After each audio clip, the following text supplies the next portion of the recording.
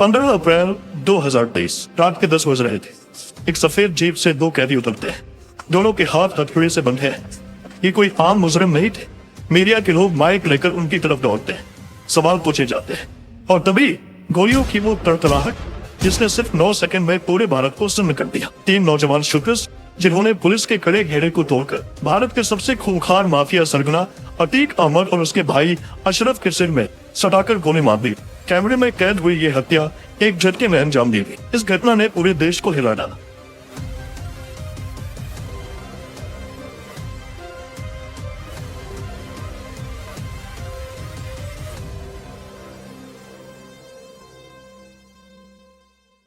साल 1979 उत्तर प्रदेश का पुराना इलाहाबाद शहर जिसे आज हम प्रयागराज कहते हैं और उसका एक बदनाम इलाका चकिया मोहल्ला। इसी मोहल्ले में फिरोज नाम का एक तान्या वाला रहता था। उसके बड़े बेटे का नाम था अतीक अहमद। घर में तंगी थी, गरीबी थी, लेकिन अतीक के अंदर बचपन से ही एक अलग तरह की जिद थी। उसे पढ़ाई लिखाई में कोई खास दिलचस्पी नहीं थी। 1979 आते आते 17 साल का अतीक 10वीं के एग्जाम में फेल हो गया, पर उसे इस बात का कोई दुख नहीं था। उसकी नजरें तो कहीं और थी। उसे ताकत चाहिए थी, पैसा चाहिए था, और वो भी शॉर्टकट से। अतीक ने सबसे पहले मालगाड़ियों से कोयला चुराने का धंधा शुरू किया। वो अपने कुछ दोस्तों के साथ रात के अंधेरे में कोयला चुराता और उसे ब्लैक में बेच देता।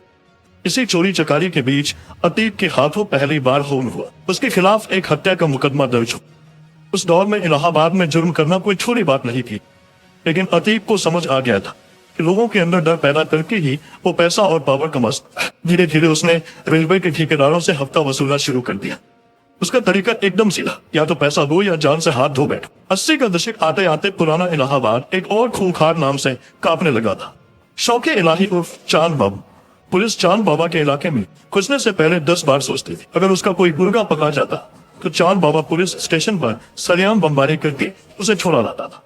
अतीक शुरुआत में चांद बाबा को अपना उस्ताद मानता था। उसे देखकर ही उसने जुर्म के तरीके सीखे थे। 1985 आते आते अतीक चांद बाबा का सबसे वफादार और खतरनाक शूटर बन चुका था। अपहरण, रंगदारी, कत्ल, अतीक हर काम में माहिर था। इसी बीच उत्तर प्रदेश में 1985 में वीर बहादुर सिंह की सरकार बनी। राज्य में फैलते जंगल राज को रोकने के लिए 1986 में यूपी का पहला गैंगस्टर एक्ट लागू किया गया। चांद बाबा जैसे दिग्गजों के मौजूद रहते हुए उत्तर प्रदेश के इतिहास का पहला गैंगस्टर एक्ट लगा अतीक अहमद पर। पुलिस ने रातों रात अतीक को उसके घर से उठाया और एक गुप्त स्थान पर ले गए। 3 दिन तक अतीक का कोई अता पता नहीं था। शहर में यह खबर फैल गई कि अतीक का एनकाउंटर हो गया है। लेकिन यही से खेल में एक नया मोड़ आया। इलाहाबाद के एक रसूखदार सांसद जिनके पास उस दौर की सबसे महंगी गाड़ियां हुआ करती थी, उनके दिल्ली दफ्तर से सीधा फोन लखनऊ सेक्रेटेरिएट पहुंचा। लखनऊ से कॉल कनेक्ट हुआ सीधे इलाहाबाद पुलिस चीफ के केबिन पर। वो लड़का हमारा है, उसे कुछ नहीं होना चाहिए। फोन पर एक भारी आवाज गूंजी। दोपहर होते होते अतीक अहमद इलाहाबाद की सड़कों पर सीना ताने आजाद घूम रहा था। उस दिन अतीक को एक बात समझ आ गई, अगर हमेशा के लिए पुलिस और कानून से बचना है तो खुद सिस्टम का हिस्सा बनना पड़ेगा। साल 1989 इलाहाबाद में चांद बाबा म्यूनिसिपैलिटी का चुनाव जीत चुका था और अब उसकी नजरें विधानसभा पर थी। समाजवादी पार्टी के संस्थापक मुलायम सिंह यादव जानते थे कि चांद बाबा की पॉपुलैरिटी और खौफ दोनों चरम पर है। उन्होंने चांद बाबा को इलाहाबाद वेस्ट सीट से टिकट का ऑफर दिया। चांद बाबा ने मुलायम सिंह से कहा, नेताजी मेरा एक चेला है अतीक, बहुत धार है उसमें, उसे टिकट दे दीजिए। मुलायम सिंह जो राजनीति के कच्चे खिलाड़ी नहीं थे, उन्होंने मुस्कुराते हुए जवाब दिया, चांद अगर तुमने उस लड़के को विधानसभा भेज दिया तो कल वो तुमसे बड़ा हो जाएगा, तुम्हारा कब छोटा पड़ जाएगा। ये चुनाव तुम खुद लड़ो। चांद बाबा ने फिर तय किया कि वो खुद इलाहाबाद वेस्ट से लड़ेगा। जब अतीक को ये बात पता चली कि चांद बाबा ने उसे टिकट नहीं दिया तो वो भड़क उठा। अतीक ने अपने ही गुरु के खिलाफ इंडिपेंडेंट कैंडिडेट्स नॉमिनेशन पेपर भर दिया। चुनाव हुए। वोटिंग के नतीजे आने से 4 दिन पहले ही हवा का रुख अतीक की तरफ मुड़ चुका था। चांद बाबा समझ गया कि ये तांगे वाले का लौंडा अब उसके हाथ से निकल चुका है। उसने अतीक को खत्म करने का मौत का फरमान जारी कर दिया। इलाहाबाद वेस्ट का एक ढाबा में अतीक अपने गैंग के साथ चाय पी रहा था। चांद बाबा को भनक लग गई। वो अपनी हथियारों से लैस फौज लेकर वहां पहुंचा, लेकिन अतीक को इस हमले का पहले से अंदाजा था। जैसे ही चांद बाबा वहां पहुंचा, चारों तरफ से गोलियों की बारिश हुई। अतीक की बंदूक से निकली गोलियों ने चांद बाबा के सीने को छलने कर दिया। गुरु अपने ही चेले के हाथों सड़क पर तड़प तड़प कर मारा गया। अगले एक हफ्ते के अंदर अतीक के गुर्गों ने गिद्धों की तरह चांद बाबा के गैंग के हर एक आदमी को चुन चुन कर मौत के घाट उतार दिए। चुनाव के नतीजे आए। अतीक अहमद पहली बार इलाहाबाद वेस्ट से विधायक बन चुका था। अब वो सिर्फ एक माफिया नहीं था, वो माननीय अतीक अहमद था। विधायक बनने के बाद अतीक का खौफ पूरे इलाहाबाद में फैल गया। जिस रेलवे यार्ड से वो कभी लोहे के टुकड़े चुराता था, अब उस पूरे रेलवे स्क्रैप का टेंडर सिर्फ अतीक के नाम पर छूटता था। दहशत इस कदर थी कि कोई दूसरा ठेकेदार अतीक के सामने टेंडर का फॉर्म भरने की हिम्मत तक नहीं जुटा पाता था। 1991 और 1993 के चुनाव उसने लगातार जीते। उसके पास अब 120 से ज्यादा शार्प शूटर्स की एक पूरी प्राइवेट आर्मी थी। अतीक जल्द ही मुलायम सिंह यादव की समाजवादी पार्टी के करीब आ गया। समाजवादी पार्टी के साथ मिलते ही अतीक का कद बहुत बड़ा हो गया। वो चौथी बार विधायक बना। विधायक की कुर्सी पर बैठकर उसने सैकड़ों लोगों की जमीनों, मकानों और दुकानों पर रातों रात कब्जा कर लिया। इसी दौरान 1995 में यूपी की राजनीति में एक ऐसा कांड हुआ जिसने पूरे देश को हिलाकर रख दी। इसे गेस्ट हाउस कांड कहा जाता है। उस वक्त यूपी में एसपी और बीएसपी की गठबंधन सरकार थी, लेकिन बीएसपी सुप्रीमो मायावती इस गठबंधन को तोड़ना चाहती थी। 2 जून 1995 को मायावती लखनऊ के स्टेट गेस्ट हाउस में अपने विधायकों के साथ मीटिंग कर रही थी। जब एसपी के नेताओं को भनक लगी कि सरकार गिरने वाली है, तो वो बौखला गए। अतीक अहमद के नेतृत्व में एसपी के गुंडों और विधायकों की एक भारी भीड़ ने गेस्ट हाउस पर हमला कर दिया। दरवाजे तोड़े गए, गालियां दी गईं और मायावती के साथ बदसलूकी की कोशिश की गई। अगर उस दिन कुछ पुलिस अफसर बीच बचाव न करते तो बहुत अनर्थ हो सकता था। इस घटना ने साबित कर दिया कि सत्ता के नशे में अतीक और उसके जैसे बाहुबली लोकतंत्र को जूते की नोक पर रखते थे। उसी साल 1996 में सिविल लाइन्स इलाके में एक मशहूर व्यापारी अशोक साहू की दिन दहाड़े हत्या कर दी गई। इस मर्डर को अंजाम दिया था अतीक के छोटे भाई खालिद अजीम उर्फ अशरफ ने।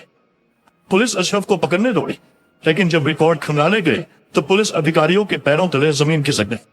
जिस वक्त अशोक साहू के सीने में गोलियां उतारी जा रही थी, सरकारी कागजों के मुताबिक अशरफ उस वक्त चंदौली जेल की सलाखों के पीछे बंद था। अतीक ने जेल के पूरे सिस्टम को खरीद लिया था। अशरफ की जगह कोई और शख्स अशरफ के नाम पर जेल में हाजिरी लगा रहा था। 2000 का दशक आते आते अतीक इलाहाबाद का बेताज बादशाह बन चुका था।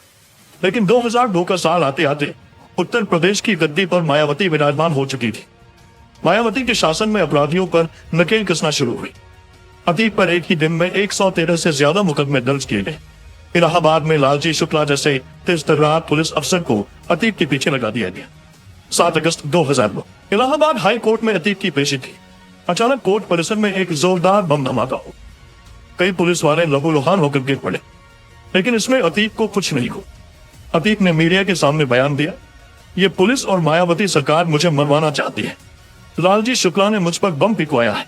लेकिन जब पुलिस ने जांच की और इकलाक नाम के एक शख्स को गिरफ्तार किया, तो जो सच सामने आया उसने सबको चौंका दिया। ये बम धमाका खुद अतीक और उसके पिता ने पुलिस पर दबाव बनाने और जनता की सिंपैथी बटोरने के लिए करवाया था।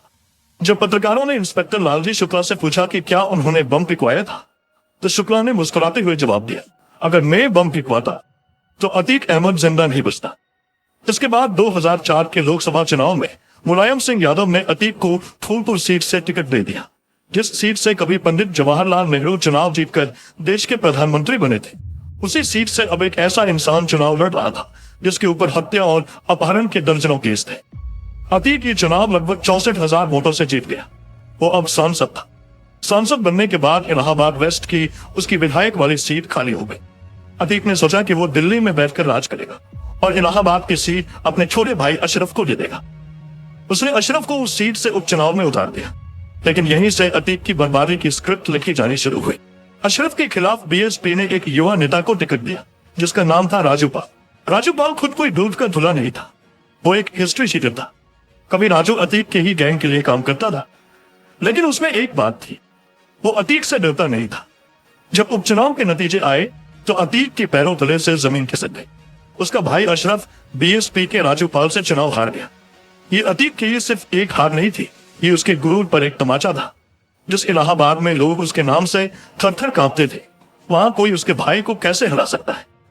अतीक को लगा कि अगर उसने राजू पाल को नहीं हटाया तो शहर से उसका खौफ खत्म हो जाएगा। 25 जनवरी 2005 राजू पाल अपनी गाड़ी से जा रहे थे, तभी अतीक के शूटरों ने भरे बाजार उनकी गाड़ी को घेर लिया और AK-47 से गोलियों की बारिश कर दी। राजू पाल के शरीर में 19 गोलियां उतारी गई। उसके समर्थक उसे लहूलुहान हालत में ऑटो में डालकर अस्पताल की तरफ भागे। 5 किलोमीटर के उस रास्ते में 4 पुलिस स्टेशन पड़ते थे, लेकिन अतीक के शूटर उस चलती हुई गाड़ी पर लगातार फायरिंग करते रहे। किसी खाकी वर्दी की हिम्मत नहीं हुई कि वो बीच में आकर इसे रोके। इस पूरे रोंगटे खड़े कर देने वाले हत्याकांड का एक चश्मदीद गवाह था राजू पाल का चचेरा भाई उमेश पाल। राजू पाल की मौत के बाद उस सीट पर दोबारा उपचुनाव हुए। मायावती ने राजू पाल की 9 दिन की विधवा पूजा पाल को अतीक के खिलाफ मैदान में उतारा। पूजा पाल अपने हाथों की मेहंदी दिखाकर स्टेज पर रोती थी, लेकिन जिस अशरफ को 2 महीने पहले जनता ने नकार दिया था, उसी अशरफ को जनता ने डर के मारे भारी मत से जिता दिया। लेकिन फिर 2007 में यूपी के चुनाव हुए और मायावती पूर्ण बहुमत के साथ मुख्यमंत्री बनी। मायावती भूली नहीं थी कि 1995 के गेस्ट हाउस कांड में अतीक ने क्या किया था।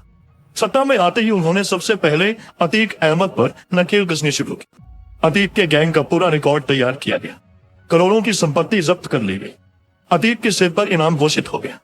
सरकार बदलते ही समाजवादी पार्टी ने भी अतीक से पल्ला झाड़ लिया।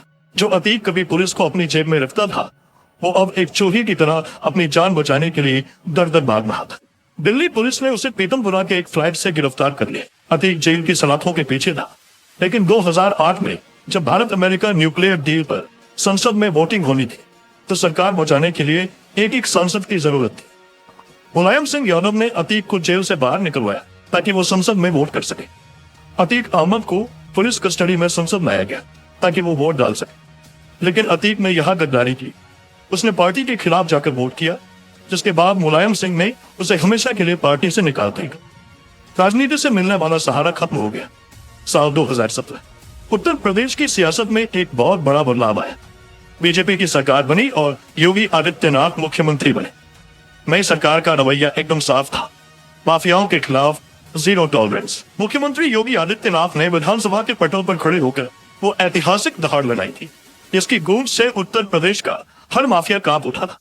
अतीक अहमद के खिलाफ पीड़ित परिवारों ने मुकदमा दर्ज कराया। उसके परिवार के खिलाफ वो समाजवादी पार्टी के नाम पीड़ित माफिया है।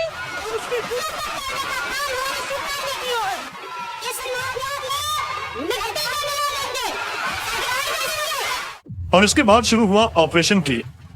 अतीक की 70 करोड़ से ज्यादा की अवैध संपत्तियों पर सरकार के बुलडोजर गरजने लगे। उसके गैंग के गुर्गों को चुन चुन कर सलाखों के पीछे धकेला जाने लगा। लेकिन अतीक का अहंकार कम नहीं हुआ। 2018 आते आते अतीक देवरिया जेल में बंद था, लेकिन जेल उसके लिए कैद खाना नहीं, बल्कि उसका नया हेडक्वार्टर था।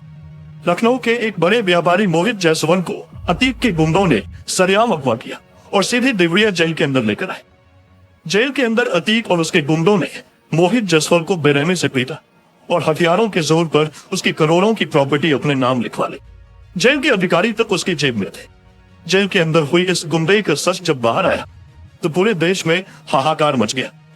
सुप्रीम कोर्ट ने खुद इस मामले में दखल दिया और आदेश दिया कि उसे उत्तर प्रदेश की किसी भी जेल में रखना सुरक्षित नहीं है। 23 अप्रैल 2019 को कड़े पहरे के बीच अतीक अहमद को गुजरात की साबरमती जेल में शिफ्ट कर दिया गया। लेकिन अतीक का अहंकार अभी भी जिंदा था। उसे लगा कि साबरमती जेल में बैठकर भी वो उत्तर प्रदेश को अपनी उंगलियों पर नचा सकता है। फरवरी 2023 राजू पाल हत्याकांड का मुख्य गवाह उमेश पाल, जो पिछले 18 सालों से अतीक के खिलाफ डटकर खड़ा था, अतीक की आंखों में चो रहा था। उसने साबरमती जेल से एक साजिश रची। 24 फरवरी 2023 की दोपहर प्रयागराज जैसे ही उमेश पाल अपनी गाड़ी से उतरा, अतीक का बेटा असद और उसका शूटर गुलाम हथियारों के साथ उस पर टूट पड़े। दिन दहाड़े बम और बोरियों की बौछार कर दी गई। उमेश पाल और उसकी सुरक्षा में लगे 2 पुलिसकर्मियों को मौत के घाट उतार दिया गया। इस पूरे हमले का वीडियो सीसीटीवी में कैद हो गया, जिसने पूरे देश को झकझोर दिया। अतीक ने सोचा था कि वो 2005 की तरह फिर से खौफ पैदा कर देगा और कोई गवाह नहीं बचेगा, लेकिन वो भूल गया था कि अब 2005 नहीं 2023 चल रहा है और यूपी में सरकार बदल चुकी है। इस घटना के बाद पुलिस और एसटीएफ ने वो तांडव किया जिसकी उम्मीद अतीक ने सपने में भी नहीं की हो। अतीक के पूरे गैंग को चुन चुन कर निशाना बनाया जाने लगा। कुछ ही हफ्तों में एसटीएफ ने एक एनकाउंटर में अतीक के बेटे असद को मार गिराया। जब साबरमती जेल में अतीक को पता चला कि उसका बेटा मारा गया है, तो वो फूट फूट कर रोया। जो माफिया कभी अदालतों में मूंछों पर ताव देता था, वो साबरमती से प्रयागराज लाए जाते वक्त पुलिस वैन में फूट फूट कर रो रहा था। 28 मार्च 2023 को कोर्ट ने एक पुराने अपहरण मामले में अतीक को उम्र कैद की सजा सुनाई। अपनी पूरी जिंदगी में अतीक पहली बार किसी मामले में कानूनी रूप से सजा पा रहा था। 15 अप्रैल 2023 की वो रात प्रयागराज का कॉविन अस्पताल। अतीक अहमद और उसके भाई अशरफ को मेडिकल चेकअप के लिए लाया गया था। दोनों के हाथों में हथकड़ी थी। मीडिया का जमावड़ा लग रहा था। लाइव कवरेज चल रही थी। पत्रकार अतीक से उसके बेटे के जनाजे में न जा पाने को लेकर सवाल कर रहे थे। अतीक जी, आप अपने बेटे असद के जनाजे में नहीं जा पाए, कुछ कहेंगे? अतीक ने निराशा भरी आवाज में जवाब दिया, नहीं ले गए तो नहीं गए। ये अतीक के मुंह से निकले आखिरी शब्द थे। उसी पत्रकारों के भीड़ प्रेस का फर्जी आईडी कार्ड गले में डाल हाथ में माइक लिए 3 नौजवान लड़के आगे बढ़े और लगातार अतीक और अशरफ के ऊपर फायरिंग की। 40 साल से उत्तर प्रदेश को डराने वाला वो बाहुबली ग्राम से जमीन पर गिर पड़ा। अगले 10 सेकंड के अंदर उन 3 लड़कों ने 18 राउंड फायरिंग की। 9 गोलियां अतीक को लगी और 4 अशरफ को। लाइव टीवी पर पुलिस की मौजूदगी में देश के सबसे खूंखार बाहुबलियों में से एक का अंत हो चुका था। गोली चलाने वाले उन तीनों हथियारों ने भागने की कोशिश नहीं की। उन्होंने तुरंत हथियार डाल दिए और पुलिस के सामने सरेंडर कर दिया। जब उनसे पूछताछ हुई तो उनका कहना था कि वो अतीक के गैंग का सफाया करके क्राइम की दुनिया में अपना नाम बनाना चाहते थे। आज वो तीनों जेल की सलाखों के पीछे हैं और मामले की जांच चल रही है। लेकिन क्या ये सच था? क्या ये तीनों सिर्फ मौड़े थे? पूछताछ में अतीक ने कई पॉलिटिशियंस, बड़े बिल्डर्स और भ्रष्ट अधिकारियों के राज्य खोलने की धमकी दी थी। क्या उनमें से किसी ने अपने राज्य दफन करने के लिए अतीक को हमेशा के लिए खामोश कर दिया? ये सवाल आज भी हवा में तैर रहा है। जांच एजेंसियों की चार्जशीट में जांच के दौरान ये चौंकाने वाला खुलासा हुआ कि अतीक अहमद के तार सीमापार पाकिस्तान की कुख्यात खुफिया एजेंसी ISI और आतंकी संगठन लश्कर-ए-तैयबा से जुड़े हुए थे। पंजाब के रास्ते ड्रोन से जो हथियार गिराए जाते थे वो अतीक के गैंग तक पहुंचते थे। जिन हथियारों की कंसाइनमेंट सरहद पार से आती थी उसका सीधा इस्तेमाल हमारे ही देश की धरती पर बेगुनाहों का खून बहाने के लिए किया जाता था। दोस्तों, ये थी अतीक अहमद की कहानी। अगर आपको हमारा ये वीडियो पसंद आया हो तो इसे एक लाइक जरूर करें और कमेंट करिए, जरूर बताइएगा कि अगला वीडियो आपको किस टॉपिक पर चाहिए। तब तक के लिए जय हिंद, जय भारत।